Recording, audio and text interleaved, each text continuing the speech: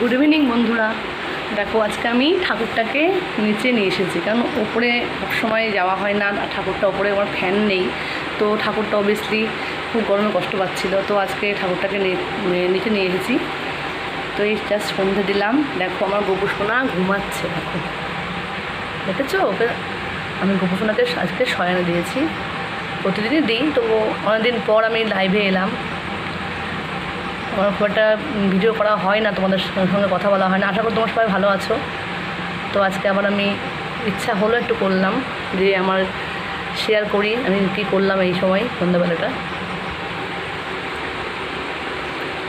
আমার চ্যানেল তো সিদিপ চ্যানেল, তো সবাইকে স্বাগত জানাই। তোমরা সবাই ভালো আছো তো? একটু আগে আমি ঠাকুরকে ভোগ নিবেদন করে তখন ভিডিওটা করলাম না, তো মনে হলো না একটু দেখায় তোমাদের। বুঝেছো, আমি কিছুদিন আগেই আমি ঠাকুরের জন্য এই খাটটা কিনেছিলাম, তো শুয়ে দিয়েছি। প্রচণ্ড গরম তো, তাই আমি ঠাকুরকে এইভাবেই শুয়াই রাতে।